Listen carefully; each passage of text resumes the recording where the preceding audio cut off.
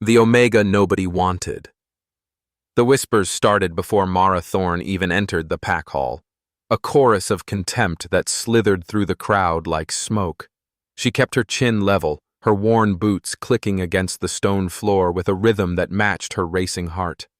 23 years of being called cursed had taught her to wear indifference like armor, but tonight that armor felt paper thin.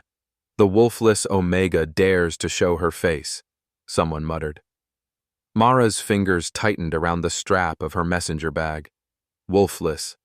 The word was a brand she'd carried since her 18th birthday, when every other wolf in the Black Pine pack had shifted for the first time, and she'd remained frustratingly, devastatingly human. 5 years later, nothing had changed, except the depth of their disdain. The monthly pack gathering sprawled before her, all polished wolves in their finest clothes, celebrating bonds she'd never share. She was here for one reason only: the mandatory attendance Elder Kane enforced on every pack member, even the broken ones. Mara. Her younger sister Lena appeared at her elbow, face flushed with embarrassment. "You shouldn't have come." "Marcus is here." Of course he was. Marcus Vane, the Beta's son, her former fiancé who'd severed their engagement the moment her defect became permanent. The man who'd looked at her with pity before replacing her with someone whole. "I have as much right to be here as anyone," Mara said quietly. "You have no rights." The voice came from behind, cold, female, venomous. Sienna Cross, Marcus's new fiancée, materialized with a cruel smile. "You're an embarrassment to Black Pine, a genetic dead end taking up resources that could go to real wolves." The crowd had quieted, anticipation crackling through the air. They loved this, watching the cursed Omega get put in her place. Mara opened her mouth to respond, but the words died as every wolf in the hall suddenly went rigid. The scent hit her a heartbeat later.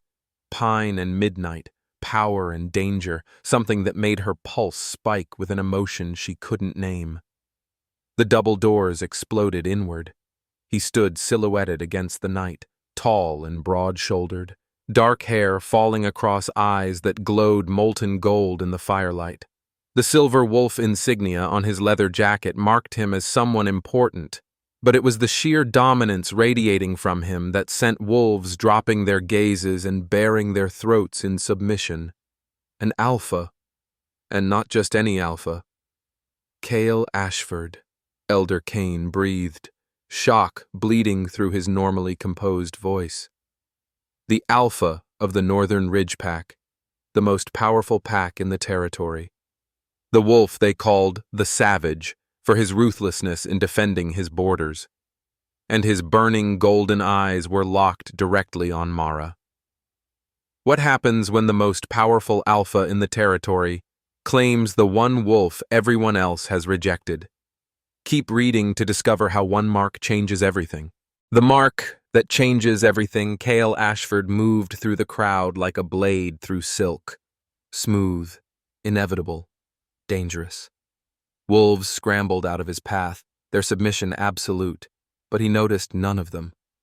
His attention remained fixed on the dark-haired woman whose scent had stopped him cold 3 miles outside pack territory. Honeysuckle and rain, desperation and defiance. And underneath it all, something that called to every predatory instinct he possessed. Alpha Ashford Elder Kane stepped forward, his diplomatic smile strained. "This is unexpected. We had no word you'd be visiting Black Pine territory." "I wasn't planning to," Cale said, his voice a low rumble that carried through the silent hall, "until about an hour ago." His eyes never left Mara. Up close, she was even more striking.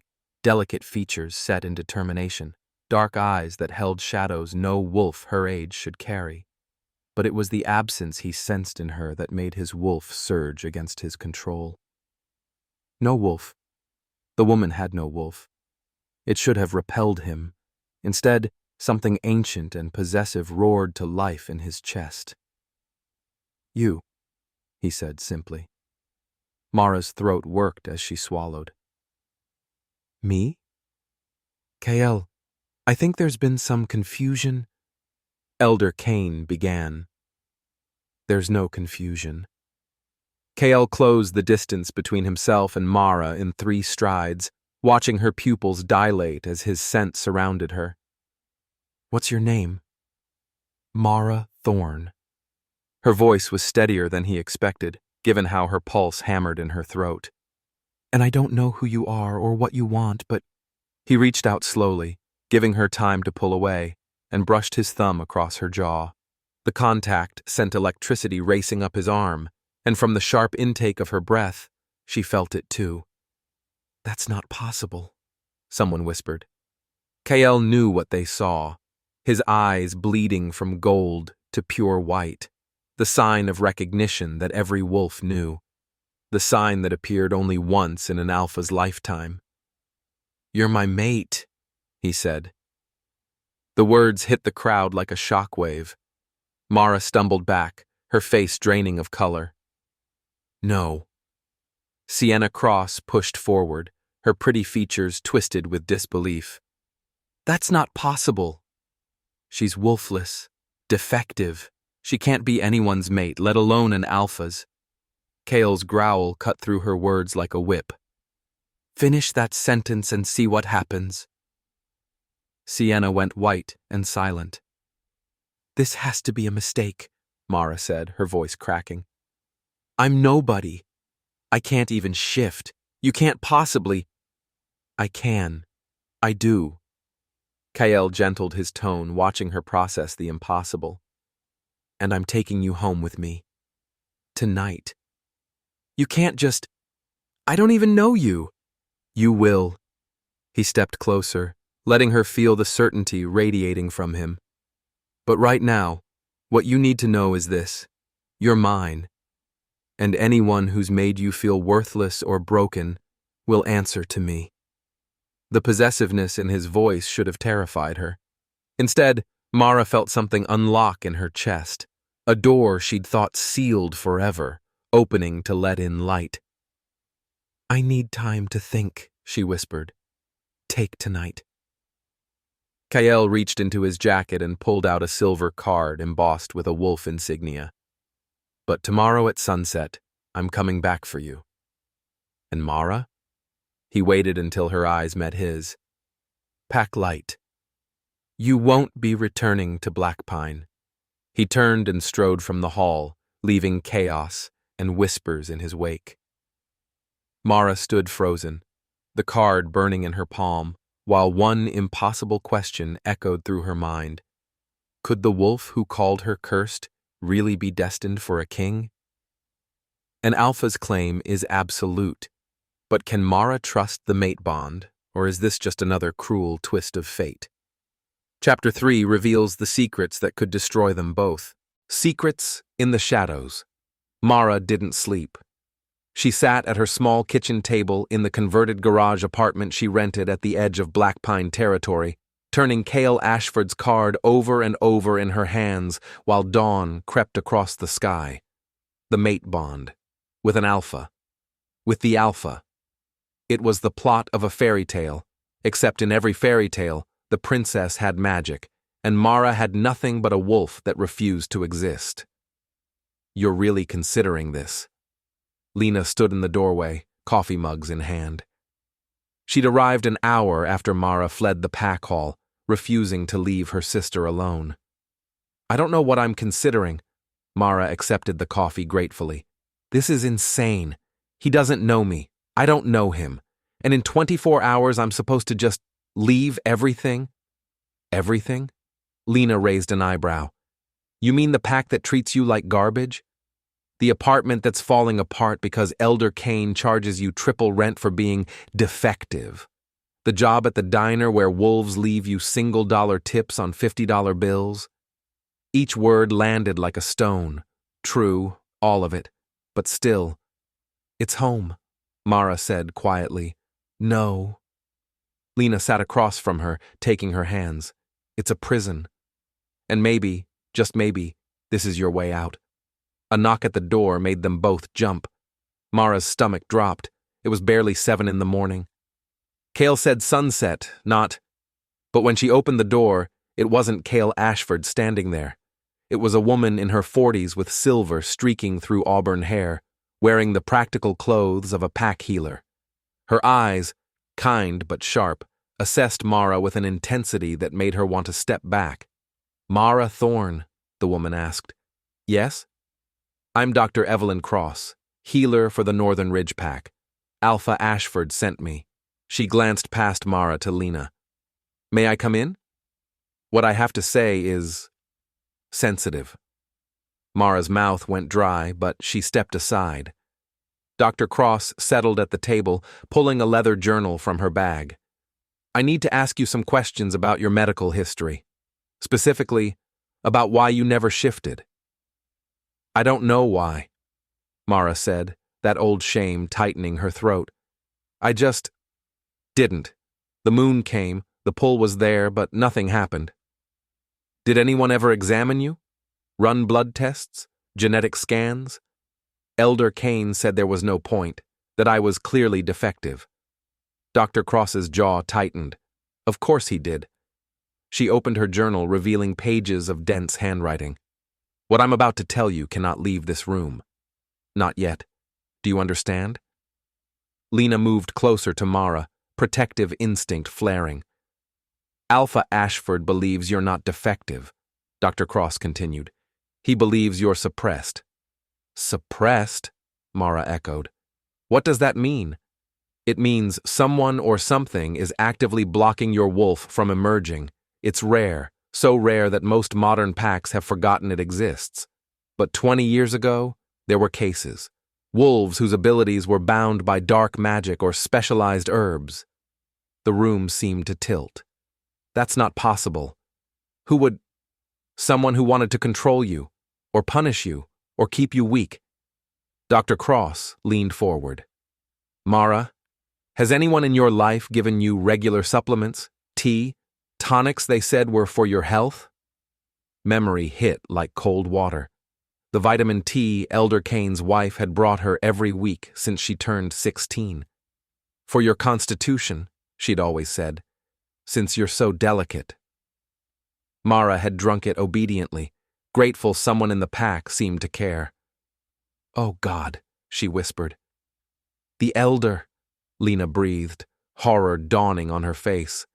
"He's been poisoning you? If I'm right, and I'm rarely wrong about these things, then yes." Dr. Cross's expression was grim. "The question is why. What does he gain by keeping you wolfless?" Before anyone could answer, Mara's phone buzzed. An unknown number. She answered with shaking hands. "Miss Thorne." The voice was cold, familiar. "Elder Kane. I think we need to have a conversation about last night's unfortunate incident. Come to my office within the hour, alone." The line went dead. Dr. Cross stood immediately. "You're not going." "We're leaving now. My car is outside." "He'll come after me," Mara said. "If I run, let him try." The doctor's smile was all teeth. "He'll find that taking on Northern Ridge is very different from bullying a wolfless Omega." Mara looked at her sister, at the healer who'd appeared like an answer to a prayer, at the card still sitting on her table bearing an Alpha's mark. Sometimes, she realized, survival meant choosing the unknown over the familiar horror. "Let's go," she said. In the den of wolves, trust is currency and secrets are weapons. But what happens when Mara discovers the real reason she was kept broken? Chapter 4 exposes the conspiracy that changes everything. The Alpha's territory. The drive to Northern Ridge territory took 4 hours through dense forest and winding mountain roads.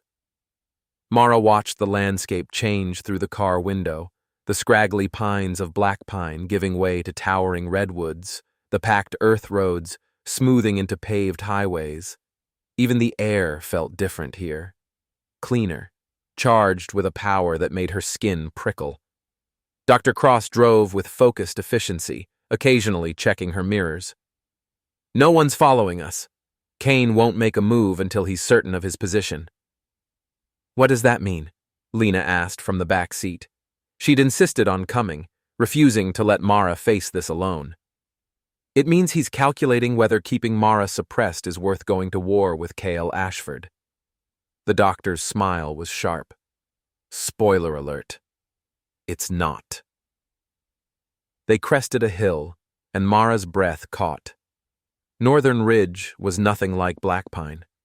Where her pack's territory was a collection of worn buildings clustered around a central hall, this was a town, a thriving community of modern homes, shops, schools, and at its heart, a massive lodge built from timber and stone that seemed to grow from the mountain itself. "Welcome to civilization," Dr. Cross said dryly. Kyle built most of this himself over the last decade.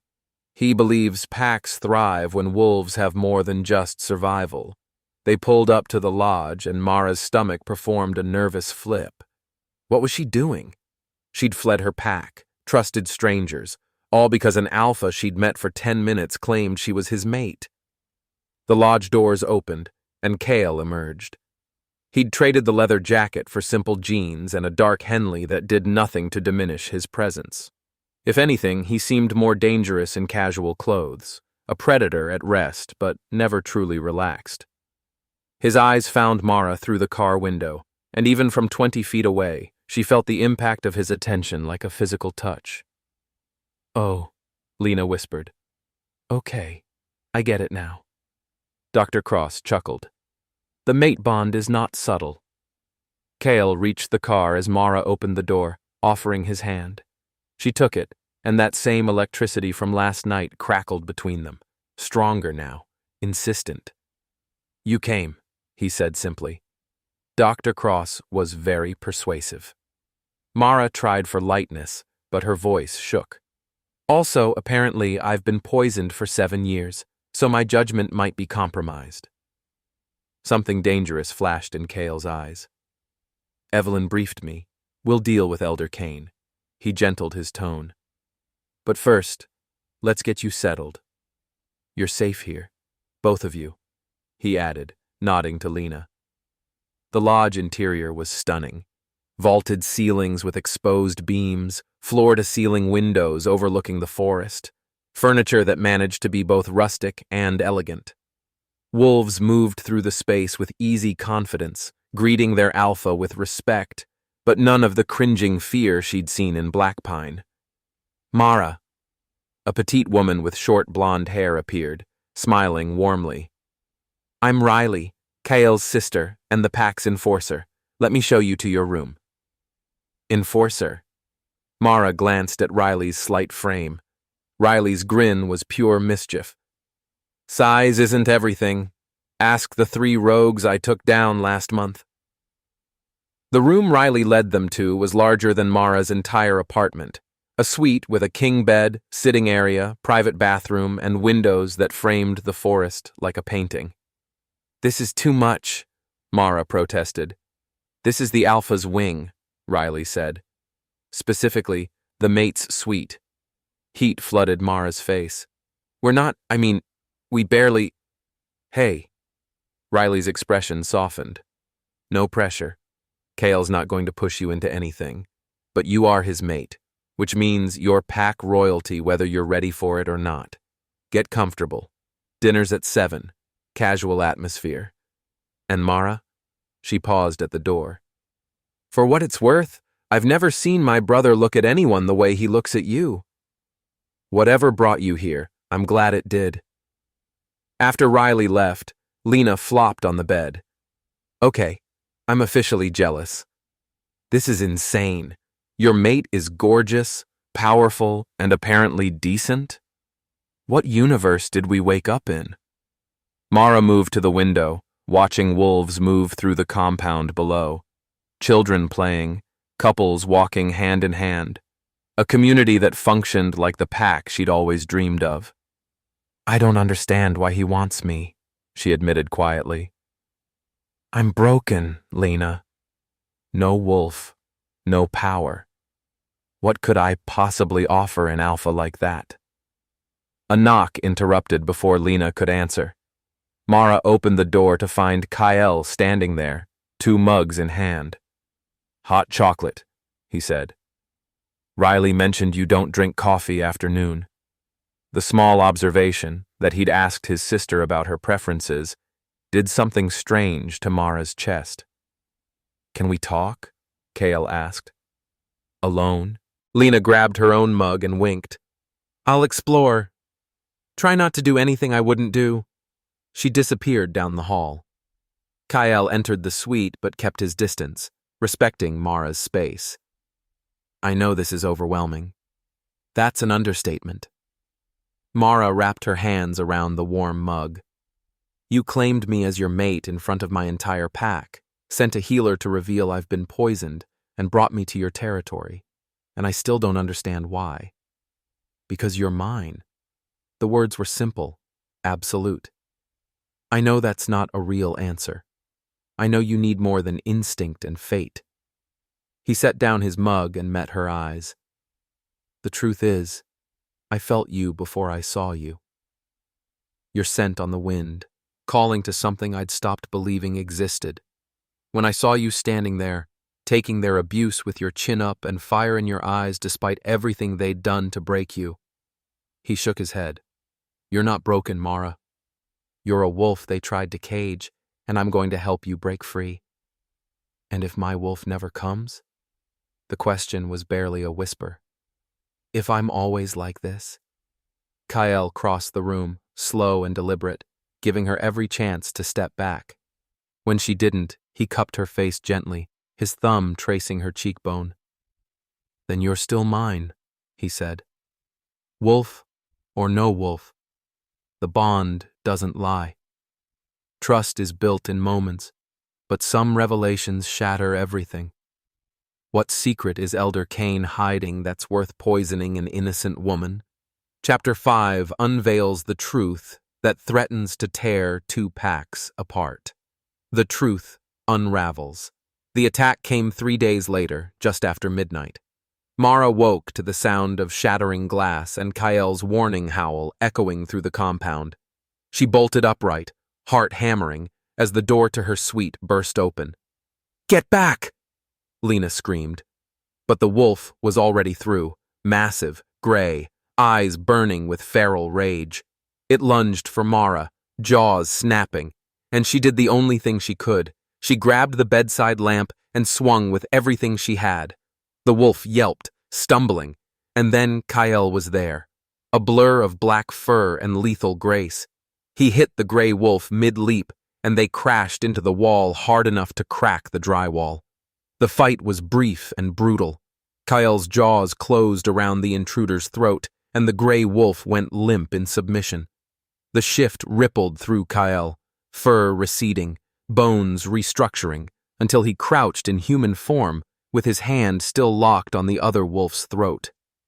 The gray wolf shifted too, revealing a young man Mara recognized from Blackpine, one of Elder Kane's enforcers. "Talk," Kale growled. "Now." "He said," the man gasped. "He said she has to come back, that she's pack property, that he has rights." "He has nothing." Kale's voice was death itself. "Tell your elder that if he wants Mara, he can come face me himself, and it will be the last mistake he makes." Riley appeared in the doorway, blood on her knuckles. "We caught 2 more trying to breach the south wall. They're in the holding cells." Kyle released the enforcer, who scrambled back. "Get out of my territory, and tell Kane I'm done being patient." After the enforcer fled and the compound settled, Mara found herself in Kyle's office with Dr. Cross, Riley, and a handful of senior pack members. Her hands wouldn't stop shaking. "This is about more than you being wolfless," Dr. Cross said, spreading papers across the desk. "I've been digging into Blackpine's records. Mara, what do you know about your parents?" "They died when I was 8. Car accident." The words were rote, repeated so many times they'd lost meaning. "That's what you were told." Dr. Cross slid a photograph across the desk. "But look at this." The image showed a woman with Mara's dark hair and eyes, standing next to a man with Lena's smile. But it was the third figure that made Mara's breath catch. A young girl, maybe 7, with silver-white fur and eyes that glowed like moonlight. "That's me," Mara whispered. "I'm shifted." "You were an early shifter," Dr. Cross confirmed. "Extremely rare. Most wolves don't shift until 18, but you managed it at 7. And according to these records, you were powerful, possibly alpha blood powerful." The room spun. "That's not possible." "I'm Omega. Everyone knows what Elder Kane told them." Kyle leaned against the desk, his presence grounding. "Keep going, Evelyn. Your parents weren't from Black Pine originally. They were from Silvercrest Pack, one of the most prestigious packs in North America. Your mother was the Alpha's daughter." Dr. Cross paused. "Mara, you're not just any wolf. You're royalty." Lena made a strangled sound. "Our mother was an Alpha's daughter? Why would she leave?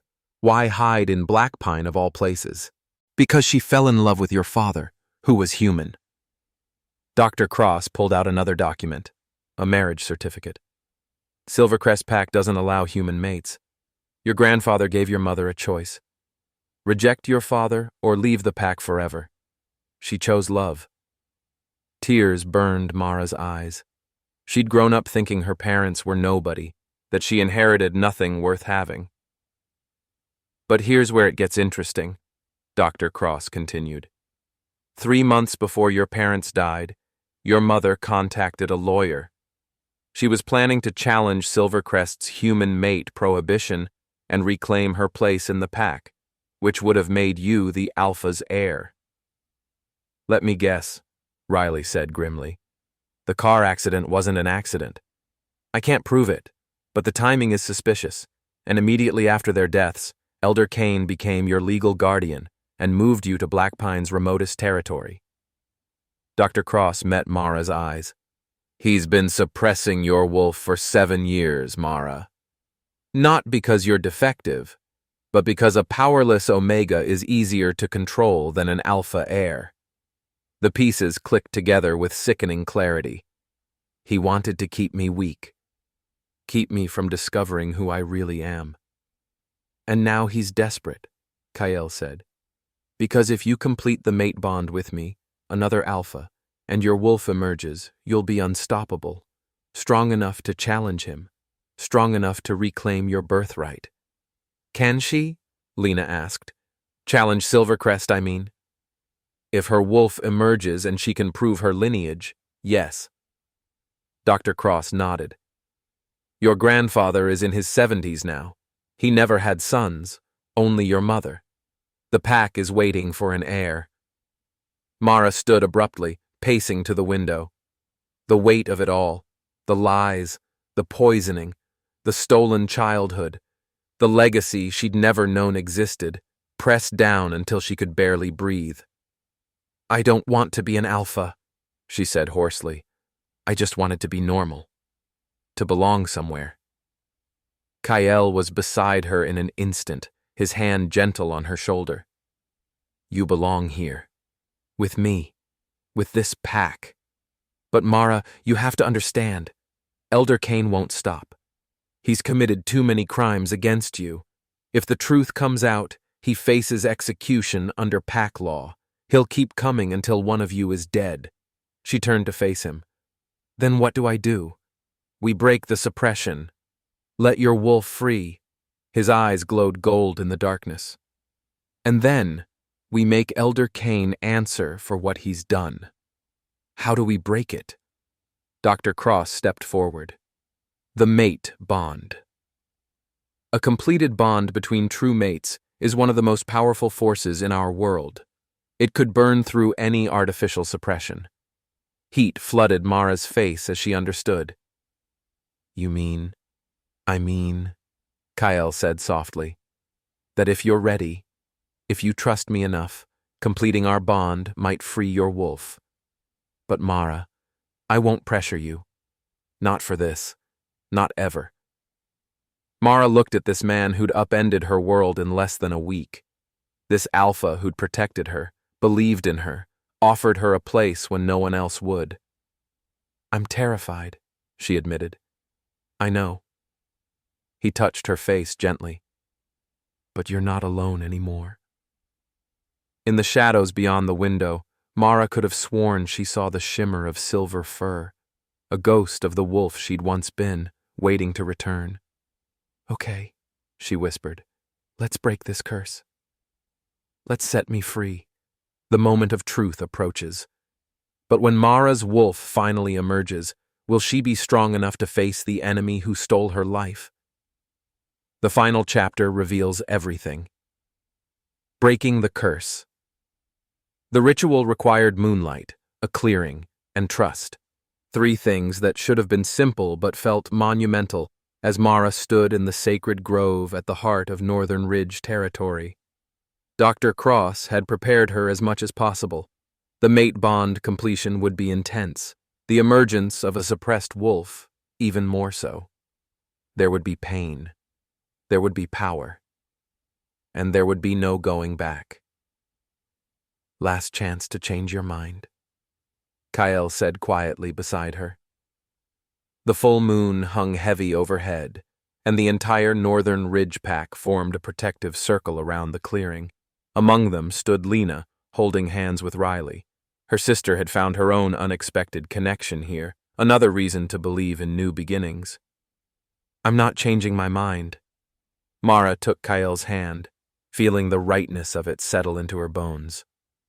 I'm tired of being afraid. Tired of being small. Kyle's eyes flashed gold. You were never small. You just didn't know how to roar yet. He kissed her then, and it was nothing like the chaste touches they'd shared before. This was claiming and promise, hunger and devotion wrapped together. The mate bond flared between them, a connection that had been simmering since that first moment, snapping into brilliant, undeniable reality. Mara gasped as power flooded through her veins. Kyle's power, yes, but also something that had been locked away inside her, straining against its chains for years. The suppression shuddered, cracked, and her wolf snarled. The pain hit like lightning. Mara cried out, her body convulsing as the blocked transformation tried to force its way through years of artificial constraint. It felt like being torn apart and rebuilt simultaneously. Stay with me, Kyle commanded, his arms steady around her. Don't fight it. Let her out. It hurts. I know, but you're stronger than the pain, stronger than the poison, stronger than every person who tried to break you. His voice was the anchor she clung to as her body betrayed her. Show them what you really are, Mara. The wolf inside her howled, and Mara howled with her. The shift exploded through her like a dam bursting. Bones reformed, fur erupted across her skin, silver white, gleaming like starlight in the moonlight. When it was over, Mara stood on 4 legs for the first time in 16 years. She was massive, larger than any wolf in the circle except Kyle himself, and the power rolling off her made several pack members step back in instinctive submission. Alpha blood, her wolf whispered in her mind. We are alpha blood. Kyle shifted beside her, his black wolf pressing against her silver one in a gesture of pride and possession. The pack howled their approval, a symphony of acceptance that Mara had never experienced in Blackpine.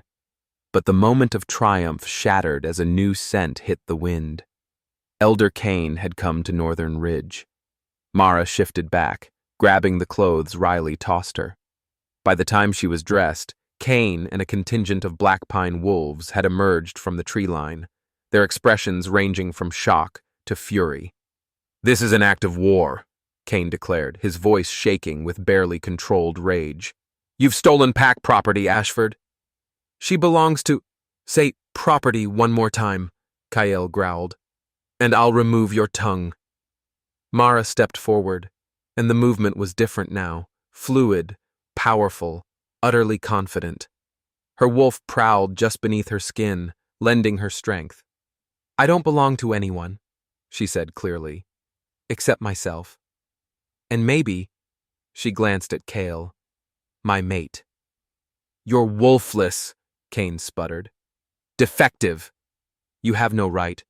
I'm the daughter of Elena Silvercrest, Mara interrupted, her voice ringing through the clearing. Granddaughter of Alpha Marcus Silvercrest. And you, Elder Kane, have been poisoning me since I was 16 years old to hide that fact. The Black Pine wolves stirred, confusion and anger rippling through their ranks. That's absurd, Kane said, but his scent betrayed him. Pure fear. Dr. Cross stepped forward, holding up documentation. I have the blood tests, the genetic markers, and testimony from the pack member you hired to administer the suppression herbs. She smiled coldly. Your wife was very cooperative once she understood the penalty for harming an alpha heir. You murdered her parents, Riley added, tampered with their car to silence them before they could challenge Silvercrest. The accusations hung in the air like knives. You have no proof, Kane said desperately. We have enough. A new voice joined the conversation, deep, commanding, laced with power. An older man stepped into the clearing, flanked by elite warriors. His silver hair and Mara's eyes marked him unmistakably as her grandfather. Alpha Marcus Silvercrest had come to Northern Ridge. I've been investigating my daughter's death for 17 years, Marcus said, his gaze locked on Kane. When Kyle contacted me last week about my granddaughter, the pieces finally came together. He turned to Mara, and his expression softened with grief and wonder. You look just like your mother. Mara's throat tightened. You turned her away. Because she loved my father. I did. And I've regretted it every day since. Marcus moved closer, cautious, respectful of her space. I was wrong, Mara. Wrong to deny her choice. Wrong to let pride destroy my family. I can't undo the past. But if you'll allow it, I'd like to be part of your future. The offer hung between them. Forgiveness, family, a legacy reclaimed. She doesn't need Silvercrest, Kael said quietly. She has a home here. I know. Marcus nodded to the younger Alpha with respect. But she deserves to know where she came from. And Silvercrest deserves to know its true heir. Mara looked at Kane, who stood trapped and exposed, his entire world crumbling. Part of her wanted vengeance, wanted to watch him suffer as she'd suffered. But a larger part just wanted to be free. I don't want Silvercrest, she said finally. Not yet. Maybe not ever.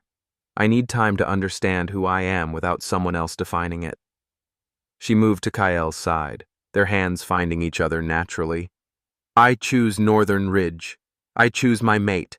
And I choose to build something new instead of inheriting something broken. Marcus smiled, sad but understanding. Then I'll wait. However long it takes. He gestured to his warriors. Take Kane into custody. He'll face justice before the council. As Kane was led away, screaming protests and threats, Mara felt the last chains fall away. She was free, truly, completely free. Kael pulled her close, pressing his forehead to hers. Are you okay? I'm better than okay. Mara laughed, the sound bubbling up from somewhere deep and joyful. I'm awake. Good. He kissed her softly. Because we have a lot. The Silver Alpha 6 months later. Mara stood on the ridge overlooking Northern Ridge territory, her silver wolf form magnificent in the morning light. Below, the pack gathered for the spring festival, wolves of all ages celebrating the season of renewal. Children played in the meadow, their laughter carrying on the wind. Couples walked hand in hand through the market stalls. And at the center of it all, Kael moved among his people with the easy authority of a leader who was both respected and loved. Our people, her wolf corrected contentedly, because that's what they'd become. After the mate bond ceremony 3 months ago, a celebration that drew packs from across the territory, Mara had officially become Northern Ridge's Luna. Not just an alpha's mate, but a leader in her own right. The transition hadn't been seamless. Learning to control a wolf that had been suppressed for years was like trying to tame a wild storm. There had been accidental shifts, overwhelming instincts, and more than one training session that ended with her accidentally challenging Kyle authority in front of the pack. But Kyle had been patient. More than patient. He'd been delighted every time her alpha nature showed itself, even when it meant wrestling her wolf into submission to remind her who was in charge. Those wrestling matches had become something of a private ritual, usually ending with them tangled together, laughing and breathless. A familiar black wolf bounded up the ridge, massive and powerful. Kyle shifted smoothly, pulling on the jeans he'd carried in his mouth. "Hiding from the festivities?" he asked, wrapping his arms around her from behind. Mara shifted too, leaning back against his chest. "Just thinking. Dangerous activity." She elbowed him lightly. "I was thinking about how different everything is. 6 months ago, I was nobody. Wolfless. Broken." "You were never broken," Kale murmured against her hair. "Just waiting." "Well, I'm tired of waiting now." Mara turned in his arms, a smile playing at her lips. "I spoke with my grandfather yesterday." Kyle raised an eyebrow. Over the past months, Mara had been slowly building a relationship with Marcus Silvercrest. Video calls at first, then visits, cautious on both sides, but genuine. He'd told her stories about her mother, shared photographs, offered guidance without pressure. And he'd proven his remorse through actions. He'd changed Silvercrest's laws to allow human mates, ensuring no one else would lose family over love. "And?" KL prompted. "He wants to step down as alpha. He's 74, KL. He's tired." Mara took a breath. "He asked if I'd consider taking over Silvercrest." She felt Kale tense slightly. "That's a big decision." "It is. Which is why I told him no." Kyle pulled back to look at her, surprise flickering in his eyes. "No? Northern Ridge is my home. You're my mate. I'm not leaving." Mara smiled. "But I did suggest an alternative. Silvercrest and Northern Ridge could merge, combine territories, combine packs, create something stronger together than we could be separate." "A super pack," Kale said slowly, his tactical mind already working through the implications. "That would make us the largest pack alliance in North America. It would also give us the power to actually change things. Reform outdated laws, protect wolves who don't fit traditional molds, create a pack where someone like me, someone like my mother, wouldn't have to choose between love and family." Kyle studied her face. "This is what you want?" "I want to build something worth having, not just inherit a legacy, but create one." Mara's hand found his. "With you. As equals. Co-alphas?" Kyle's smile was slow and devastating. "The council will lose their minds." "Good. Let them." Mara's eyes flashed silver. "We'll show them what happens when you stop trying to cage wolves and let them run free." Kyle kissed her then, thorough and claiming, a promise of all the battles they'd fight together and all the victories they'd share. When they finally broke apart, he rested his forehead against hers. "For the record," he murmured, "I knew you'd be magnificent. From that first moment in Blackpine, when you stood there taking their abuse with fire in your eyes, I knew you were meant for greatness. You're the only one who saw it." "No, I'm just the only one you let see it." Kyle pulled back, his expression turning serious. "Speaking of seeing things, there's something I need to tell you." Mara's stomach flipped at his tone. "What?" "Dr. Cross ran some tests last week, standard checkup after the bond completion." He paused, his eyes glowing gold with barely suppressed emotion. "Mara, you're pregnant." The world stopped, restarted, took on colors Mara hadn't known existed. "Pregnant," she repeated numbly. About 6 weeks. Apparently the mate bond is very effective. Kael's smile was tender and terrified all at once. I know we haven't talked about this. I know it's fast, but Mara... She kissed him to stop the worried rambling. When she pulled back, tears were streaming down her face. I'm going to be a mother, she whispered. We're going to be parents. Kael wiped her tears gently. Are you happy? Happy doesn't cover it. Mara laughed through her tears, terrified, ecstatic, overwhelmed. But yes, Kael, I'm happy. They stood there on the ridge, wrapped in each other, as the future spread out before them like a promise. Below, their pack celebrated, unaware that their family was about to grow. Unaware that the woman they'd welcomed as Luna was carrying the next generation of leaders. Somewhere in Black Pine territory, Elder Kane sat in a council prison, awaiting trial for murder and suppression of an alpha heir. His fate was sealed. Execution or permanent exile, depending on how merciful the council felt. Mara felt nothing when she thought of him now. No anger, no bitterness. Just a distant pity for a man who'd been so consumed by power that he'd destroyed innocent lives to keep it. She'd wasted enough time on revenge. Now, she was focused on building. We should tell the pack, Kael said. About the baby. About Silvercrest. About everything. Not yet. Mara kissed him again, soft and slow. Let's just have this moment. Just us, before the chaos. There will always be chaos, Kael pointed out. 2 alpha wolves trying to lead together will probably fight constantly. Probably, Mara agreed. But we'll figure it out. We always do. Yes, we will.